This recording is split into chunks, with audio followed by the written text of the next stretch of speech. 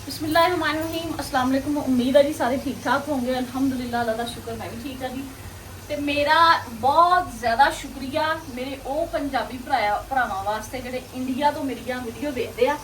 अज गर्मी की वजह तो ना मैं सालन बना रही थी ते मैनू ये खदशा सी कि कोई वाल ना गर्मी ना डिग पवे सालन च, ते मैं ना सिर ते इस तरह बन लिया।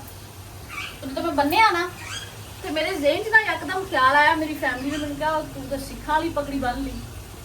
तो मैं उन्होंने अगों आख्या कि भाई असी हुंदे भी इंडिया वाले पंजाब तो मेरे जो दादे के परदादे सी ना इंडिया पंजाब दे विच अंबरसर जिला रहन वाले सी, असी हुंदे आ अंबरसरीए दा ही। इसलिए साडी जिहड़ी पंजाबी है ना वो सिखां वाली पंजाबी कही जाती।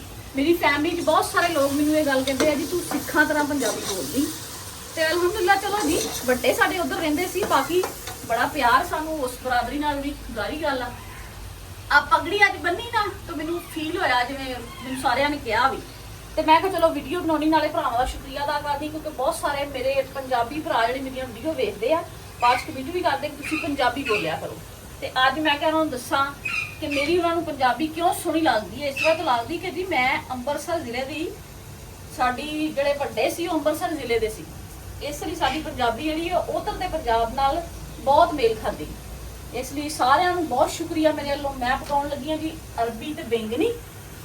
वैसे बैंगनी भुन गई है, उज गई है जी। अरबी मैं फ्राई करके रखी आ नाल बनाउण लगी हाँ जी आलू वाली टिक्कियां। तुहानूं पता आपां पंजाबी रह नहीं सकते, हर शै बन गई है। तो बाकी मैनूं कमेंट करके लाजमी दस्सिओ कि तुहानूं मेरी वीडियो कैसी लगी।